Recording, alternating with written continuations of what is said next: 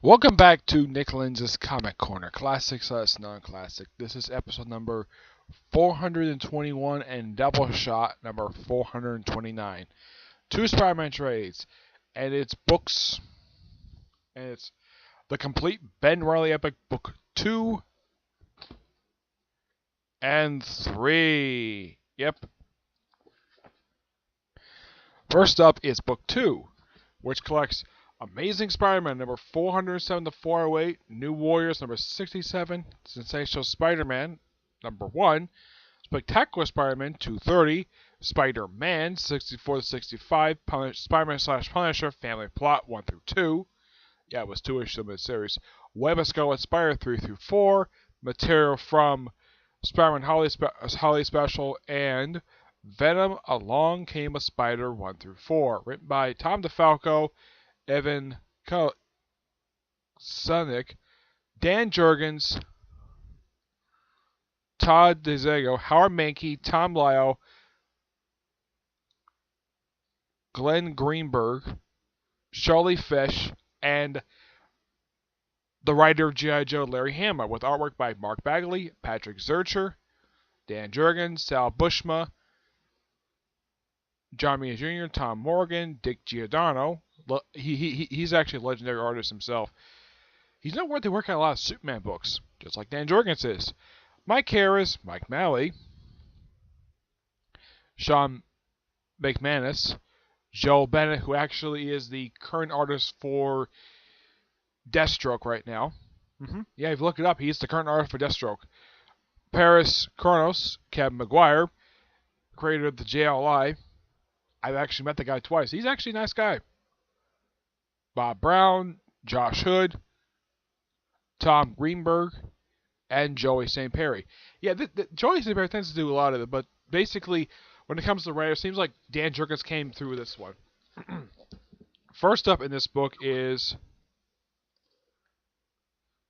Amazing Spider-Man number 407. Yeah, they had this thing where they had the return of, I like a lot of the Spider-Man books. Yep.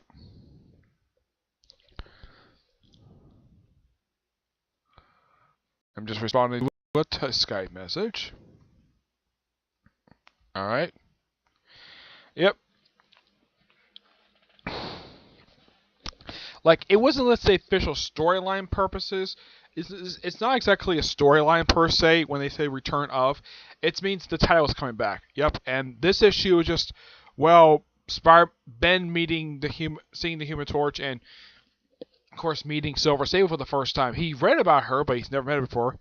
Her was played by El Toro, the character Poison, who's actually from an annual for Spectacular Spider-Man. And that's it. It's just a standalone story. Next up is the 3-part crossover between where part 1 is Web of Scarlet Spider, number 3.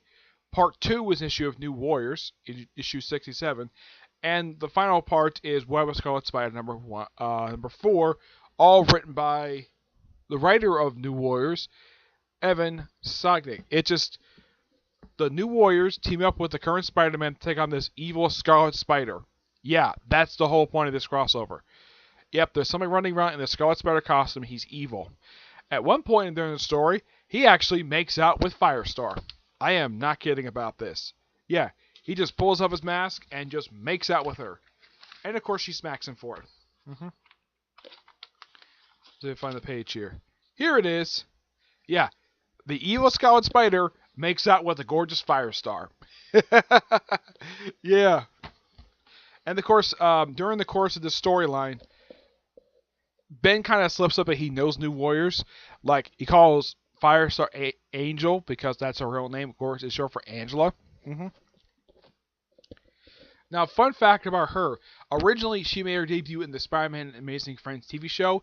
She later popped up in the comics, where she was a pawn in Emma Frost, and she became, well, part of various groups. Of course, the most noteworthy group she's part of is New Warriors. She was not part of the reincarnation that Chris Yost came up with for some reason. Though she was recently seen with the X-Men, though she hasn't popped up since Amazing X-Men ended.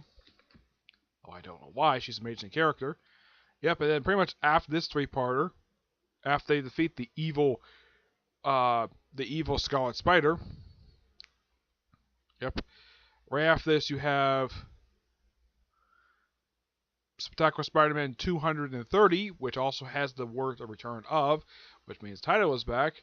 It's just, well, Spider-Man versus this toxic creature. Yeah, that's really, it's just, well, that's the whole thing with this issue. It's just him versus a toxic creature. Yeah, called DK, which I think he wins.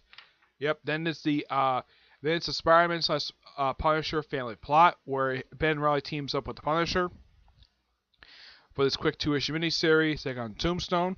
Oh, and this is Punisher's look in the series. Yeah, it's not exactly the classic look he's known for having or the current look he has. Yeah, and he also has a ponytail. Yeah, that's something they came up with in the 90s for him. Also, he had 3 series in the 90s.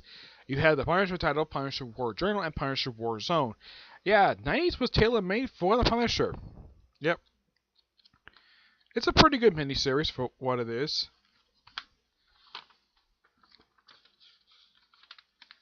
Yeah. And of course, after this miniseries wraps up, then it's the Venom Along Came a Spider miniseries, which is written by Larry Hama. And of course, Venom a lot of the time is doing this throughout the whole story. Yeah, and the artwork in this thing, let's see, I know Larry Hama does the writing for this series. Like, if you look at basically who does all the Venom miniseries, almost a good majority that Larry Hama himself wrote. Yeah, that's the interesting thing about these Venom miniseries. Now, the artwork is done by several people for this miniseries. Done by Joe St. Perry, Tom Greenberg, Randy Emberlin, Mark McKenna, Rodney Ramos, and Greg Adams. Yeah, it's like 1, 2, 3, 4, 5, 6 artists do this one miniseries. Yeah, all because as well, Spider-Man versus Venom. Yep. Yeah, that's what happens in this miniseries. I also think Venom's ex-wife pops up in here as well, who briefly becomes She-Venom for a brief period of time. Her last appearance was actually in Amazing Spider-Man Volume 2, number 19. She hasn't seen it in years. And then after this miniseries, and it's, if I can find the right page here, then it's the 3-part Media Blizzard, which starts from a Sensational Spider-Man number 1, which is written and drawn by Dan Jurgens with Klaus Janson on the inking. Interesting little thing. I actually got this issue years ago. And then part 2 is Amazing Spider-Man number 408. And the finale for this one is SpiderMan number 65. Yeah, and that's it. That whole 3-parter was just Spider-Man versus Mysterio, and of course the effects that does come up later on. Of course, that's actually the first of the. This is actually the return of the crossovers between the Spider-Man books, because for a brief period of time it just standalone issues, and it's back to the crossovers. But I would probably say, of course, there's also Holiday Special here as well. I would say of all these, none of these are bad. It's just that the crossover between New Warriors and Web of Scarlet Spider, it's bizarre. I'm kind of like, okay, Ben, why can't you tell New Warriors who you really are? Like, why can't you tell them, yeah, I was the original Scarlet Spider? Like, yeah, he kept slipping up a lot. Like, you couldn't just bother to tell them for some reason. I have no idea why. As for everything else is actually really good in here. Nothing really bad in this one. So, I'm going to get this one a 9 out of 10. I got to talk about his costume, because those of you who recognize this costume right here, those of you fans of Spider-Girl, yeah, this is the same costume that Mayday Parker wears in the Spider-Girl comic, which came out about 2 years after the story, after this storyline wrapped up. Because this year is 20th anniversary. My guess is Tom McFalco was like, okay, I love this costume. Of course, even though he designed the costume, it was actually Dan Jurgens who designed the costume. So I guess he figured out, okay, I'm taking this costume and I'm putting on my character. I hope you don't mind, Dan. That's probably what happened. I'm not really sure, but that's just my hypothesis on it. But, yeah. But if you want to know the reasoning why there's a Web of Scarlet Spider 3 through 4, even though that Amazing Scarlet Spider, Spectacular Scarlet Spider, Web of Scarlet, and the first 2 only had 2 issues, it's because they worked out a deal where, and this is bizarre, you see, the initial plan, what they originally wanted to do was to have all 4 main Spider-Man titles go on hiatus for a few months just because, well, they want to cash on the Scarlet Spider name. Of course, they want to cash on Age of Apocalypse, which was really popular. But the storylines that they had were just mediocre at best. They had pretty decent artwork. It's just that, well, they were supposed to the status quo, but here's the thing. With the Sensational Spider-Man number 0, that set up the actual status quo, and it ignored a lot of the stuff. Though, starting with this one, it starts to unravel the whole Clone Saga. Next is Book 3, which collects Amazing Spider-Man 4, 194, 10, Sensational Spider-Man 2 through 3, Spectacular Spider-Man 231, 233, Spider-Man 66, 67, Spider-Man The Final Adventure, Spider-Man Team number 2, and Spider-Man Limited number 11. Writing by Tom DeFalco, Dan Jurgens, Todd DeZio, Howard Mankey, Fem Nicieza, George Perez, Roger Stern, and Adam Seganio. I'm sorry if I mispronounced his name. Artwork by Mark Bagley, Dan Jurgens, Sal Buscema, Jeremy Jr., Derek Robinson, Tom Greenberg, and Dave Hover. Oh, I almost forgot that this happened. Yeah, Kane came back briefly. Yep. I thought he actually stayed dead, but I kind of forgot this happened because it's been a while. Okay, first starts off with, if I can find the right page here. First, it starts off with the Spider-Man: The Final Adventure miniseries, which is this actual reference in the previous book where something about Spider-Man being popped up in Portland, which is where Peter and Mary Jane are, and they just try to take on some kidnapper or stuff like that. They even tried briefly during the course of the story where Mary Jane left Peter. Of course, they got back together at the end of the miniseries. It's a pretty decent miniseries, what it is. Despite the title being The Final Adventure, it actually wasn't because they kind of undid the end of the Clone Saga. Then it's Spider-Man Limited number 11, which has the Return of logo on it with a guest star appearance by the Black Cat. Yep. Yeah, this is just Ben Reilly interacting with the Black Cat. Also setting up this storyline with this woman right here named Jessica, which they later reveal in here that she's actually the daughter of the burglar. The same guy who, in Spider-Man's debut appearance, killed his uncle. Yep. Her father killed Ben Parker. Yep. This is just a standalone issue. Have a quick little team up. It's nice the fact that the writers actually did this, though they actually gave her a new updated costume. It's not the classic costume per se, but it's actually a pretty decent costume. Yep, despite the fact, yeah, it shows up skin, but who cares? Black Cat's hot. Of course, that's the way she's supposed to, because I think Daniel O'Neill created this character. Yep.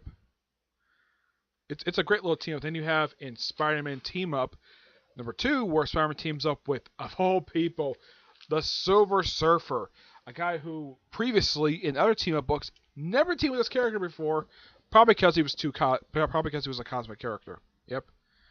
And they team up because, well, the whole thing with like some kind of, there's a biplane pops up, and of course they had to fight this computer named Quasimodo, who was a recurring villain of the Silver Surfer. Yeah, he popped up a lot in Silver Surfer Fantastic Four books. Also Thanos, and I think that's it. Yep. Pretty decent little story. Next up is Spectacular Spider-Man. Okay, that's a variant cover. Let's see if I can find the right page here. Here we go. Then you have The Return of Kane, which starts in Spectacular Spider-Man 231. That's part 1. Where Kane comes back. Yep, after being dead for a brief period of time. Also, guest star appearance by the Rhino. Yep. And they also had the storyline with the whole thing with this skeleton wearing a Spider-Man costume. Of course, they later write it off at the end of it. Yep. Part 2 is in Amazing Spider-Man number 409, where one of the villains who pop up in this story is Joystick. Yep, she makes a comeback. And this is also at least about 2 years before she pops up in the pages of Thunderbolts. Yep. Yeah, so part 2 is this one. Part 3, well, let's see. I think I missed it. Part 4 is in Spider-Man number 66. I think what's this, part 3? Let's see here.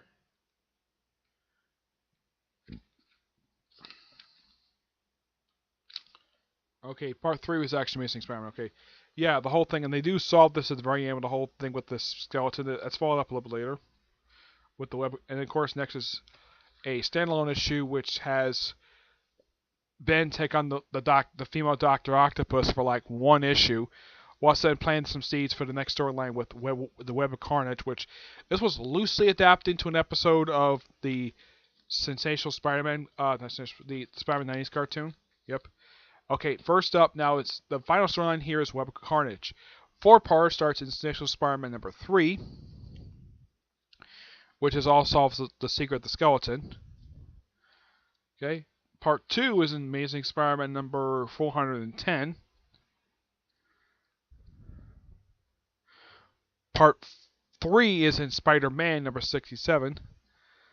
And the finale for this one is in Spectacular Spider-Man 233, which they wrap up the storyline with the skeleton, which turns out just some random skeleton wearing a Spider-Man Halloween costume. And those who are familiar with this image of, well, this particular look for if seen from the Spider-Man cartoon, yeah, I think they either took this from the cartoon or the cartoon adapted from this. I'm not really sure which is which, but the storyline was interesting, but it did set up some stuff later on. But they also started this whole thing with Trainer, where Peter came with this theory that Trainer interfered with the test results. Yeah, and they tried to find Trainer. Trainer was avoiding them. Of course, this is later set of a plot thread that would come out later. Like, much later at the end of the storyline with the whole clone stuff. But everything here is good. I'm going to give this one a 9 out of 10. That's one thing interesting, though, about the Ben Reilly stuff. They're all really good stuff. Despite the fact some stuff that came before that was crap. But this is probably a breath of fresh air. Yep. So, that's it for this episode. I'll see you all in the next episode, which is going to be episode 522 and episode 430. But the next video after this one is going to be my review of the Toriko short film and the Toriko short. Okay? But until we see you on the next episode, bye.